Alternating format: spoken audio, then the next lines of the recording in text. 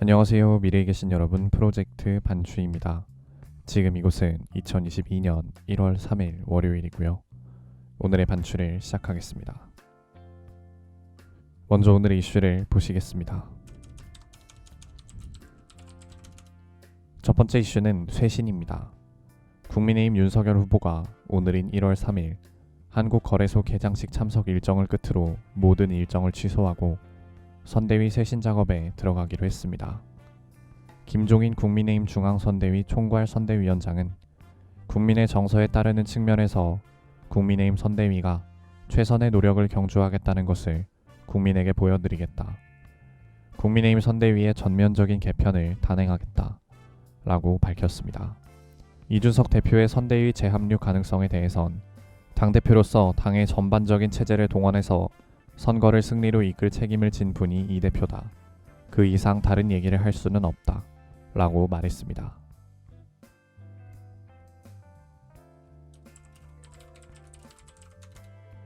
두 번째 이슈는 신지의 사퇴입니다. 국민의힘 윤석열 후보 직속 새시대위원회 신지의 수석 부위원장이 오늘인 1월 3일 자진 사퇴했습니다. 신 위원장은 자신의 페이스북에 윤석열 후보의 지지도 하락이 모두 저 때문이라고 합니다. 신지의 한 사람이 들어와 윤석열 후보를 향한 2030의 지지가 폭락했다고 말합니다. 정말 그렇습니까?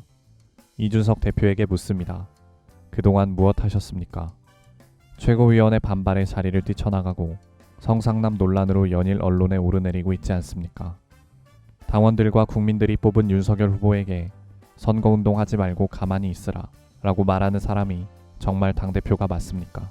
라고 말하며 윤석열 후보님 꼭 대통령이 되셔서 N번방 방지법 만들어주시고 성폭력 무고죄 법안 공약 철회해 주십시오. 부디 여성의 안전한 나라 만들어주겠다고 하신 그 약속 꼭 지켜주십시오. 라고 말했습니다.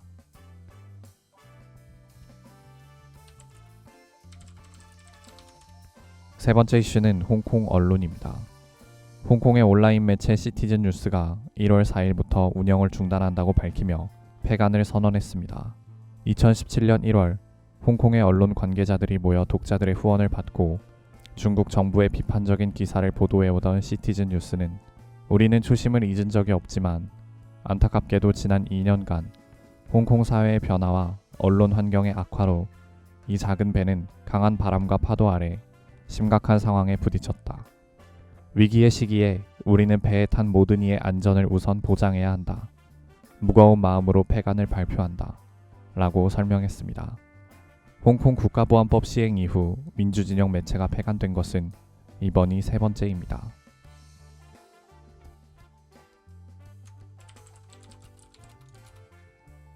다음은 요일별 테마를 보시겠습니다.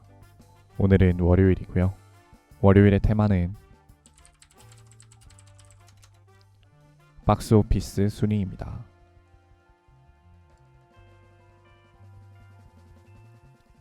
1위는 스파이더맨 노웨이 홈, 2위는 킹스맨 퍼스트 에이전트, 3위는 해피 뉴 이어, 4위는 매트릭스 리저렉션, 5위는 엔칸토 마법의 세계입니다. 2022년 1월 2일 일간 관객수 기준입니다.